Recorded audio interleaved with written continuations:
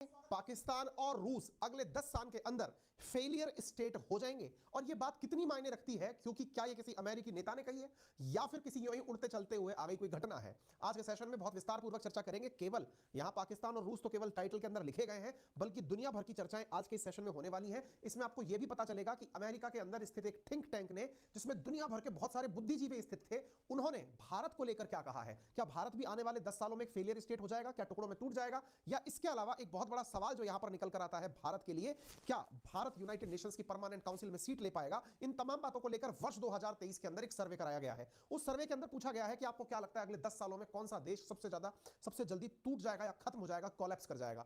But obvious है इस समय रशिया सुर्खियों में है, सबको पता है सुर्खियों में है, और जिस तरह के हावभाव उसके चल रहे हैं तो उसके ऊपर तो प्रकाश होना ही था। अफगानिस्तान तो आपको दिख ही रहा है, क्योंकि यहां से जब से अमेरिका छोड़कर भागा है, भले ही यहां पर कितने भी ज्यादा भंडार कितने भी रुपयों के मिल गए हो, लेकिन उसके बावजूद भी डर बरकरार है कि यह देश कभी भी कोलैप्स कर सकता है, और अब तक भी मतलब पूरी तरह कोलैप्स स्थिति में ही है। पाकिस्तान यहां पर उभरता हुआ वो देश है जिसके बारे में हम तो चर्चाएं लंबे टाइम से कर रहे हैं। यानी कि अगर आप अंकित इंस्पायर इंडिया के पुराने साथी हैं तो आपको यह तो पता है कि यहां पर तो हर दिन ही उसको फेल कर दिया गया है। फेल करने की हमने तो शुरुआत इसके दिवालियापन से ही कर दी थी। आपको याद होगा, आज से हमने 4 दिन पहले भी आपको बता दिया था कि ये तो दिवालिया होकर रहेगा। अब वो बात दूसरी है कि जब दिवालियापन की स्थिति इसके घर तक चली आई है तो ये बर्तन बेच के काम चला रहा है। इसने अपने यहां से पावर प्लांट बेच दिया, पोर्ट बेच दिया, सड़क बेच दिया, दूतावास तक बेच दिया। लेकिन हम तो ये थे, चलो भाई हम तो अपने इंडिया के अंदर एक यूट्यूब चैनल चलाने वाले सामान्य से नागरिक हैं, हमारी एनालिसिस में तो ये दिवालिया होने वाला ही है। लेकिन अमेरिका में भी बहुत बड़े बड़े दिग्गज जो बैठे हुए लोग हैं, उन्होंने इस बात को कंक्लूड करते हुए कहा है अगले 10 सालों के अंदर साफ है मामला। रशिया का कैसे साफ है वो तो हम बताएंगे टेक्निकल तरीके से, लेकिन पाकिस्तान आपका पड़ोसी है, इसके किरदार को आपको अच्छे से पता ही है, वो हम आपके आज के सेशन में बताएंगे। लेकिन जब हम इस बात को बताएंगे उस बीच में कुछ लोगों के दिमाग में एक प्रश्न घर करेगा, और वो प्रश्न क्या होगा कि सर आप तो एक तरफ कह रहे हो बर्बाद होने की कगार पर है, और दूसरी तरफ आपको पता नहीं है क्या पाकिस्तान को अभी इतना ज्यादा पैसा मिल गया है। सऊदी अरब ने कहा है कि वो $10 बिलियन इन्वेस्टमेंट करेगा इनके यहां पर। $8 बिलियन इसको 9 जनवरी को, सर देखो $8 बिलियन पाकिस्तान को अभी रिसेंटली मिल गए हैं दुनिया भर के लोगों के द्वारा मदद के रूप में। क्या आपने ये खबर नहीं देखी क्या? मैंने कहा भाई देखी है, ये खबर देखी है। असल में इस खबर के पीछे की कहानी जो है ना वो आज मैं आपको बताऊंगा। यदि आपको ये वीडियो दिखाई दे रहा है ना, इस वीडियो को देख करके आप ये अंदाजा लगा लो कि किस देश को क्या मिला है।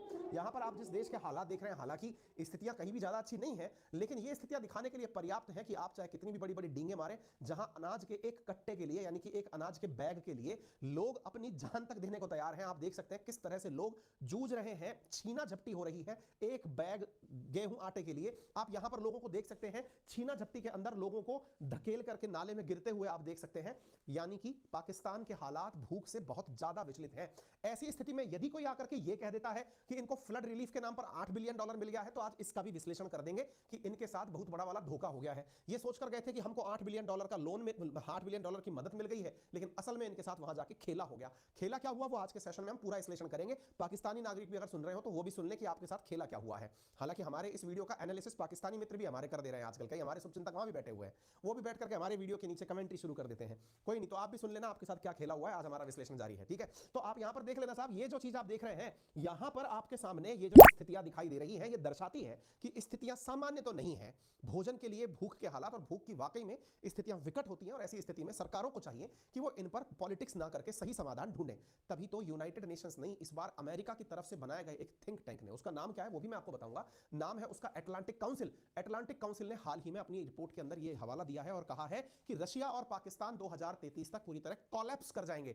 आप पूछेंगे कोलैप्स कर जाएंगे इसका मतलब क्या है? मतलब वो नहीं रहेंगे जो वो पहले थे। बोले अच्छा, जैसे मैंने कहा जैसे 1991 में सोवियत रूस कोलैप्स किया था और बनकर नए 15 देश आ गए थे, जिनमें से रशिया और सेंट्रल एशियन कंट्रीज और इधर की तरफ बाल्टिक कंट्रीज, यूक्रेन जैसे देश बने थे। ऐसी ही उम्मीद की जा रही है कि रशिया फिर से एक बार कोलैप्स करेगा 2033 तक, और वहीं पाकिस्तान भी 2033 तक कोलैप्स करेगा। अरे हम तो पहले ही कहते हैं कि आपका बलूचिस्तान छूटकर भागने को तैयार है, उधर टीटीपी आपका सिंध वाला जो क्षेत्र है, खैबर पख्तूनवा, वो उसको अलग लेकर बैठने को तैयार है। इधर जो पीओ के आपने जबरदस्ती ले रखा है वो कभी भी फिर गई नजरें तो इधर चली जाएंगी। यानी कि देयर विल बी नो मोर पाकिस्तान। लेकिन फिर भी प्रेडिक्शन क्या है?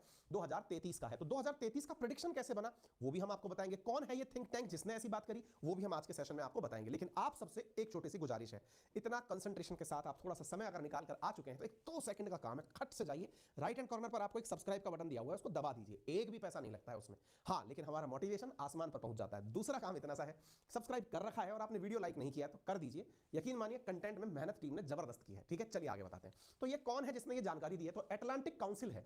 अटलांटिक काउंसिल ने क्या कहा है कि उसने वेलकम करते हुए 2033 के लिए कहा है कि भाई अभी आप 2023 सोचकर खुश मत होइए, 2033 में हम आपका सीधा स्वागत करते हैं। उस समय दुनिया कैसी दिखेगी, और इस बात के लिए इन्होंने दुनिया के बहुत बड़े बड़े बुद्धिजीवी लोग बुलाए और उन बुद्धिजीवी लोगों से एक पैनल, मतलब जैसे होता है ना, अब आप कहेंगे बुद्धिजीवी का मतलब क्या होता है, आप सोचो जैसे आपकी नजर में रघुराम राजन जी एक दिमाग में बुद्धिजीवी की नजर में आते हैं ना भाई, अभी चाहे वो किसी भी पद पर नहीं है लेकिन उन्होंने राहुल गांधी जी से जब मुलाकात की तो सुर्खियां बनी। ऐसे लोग दुनिया के अंदर बहुत सारे हों और उनको एक जगह इनवाइट किया जाए और उनसे पूछा जाए आपकी नजर में क्या लगता है दुनिया का क्या हाल होगा। तो इस तरह से अंदाजा लगाइए कि ये काउंसिल कितना मैटर करती है इस विषय पर चर्चा करते हुए। बाय द वे आपका 2033 में तो वेलकम इसने कर दिया है अटलांटिक काउंसिल ने, लेकिन आपका वेलकम 2023 में मैं कर रहा हूं कुछ इंटरेस्टिंग किताबों के साथ। जी हां साथियों, आप 2023 में कौन सी किताबें जरूर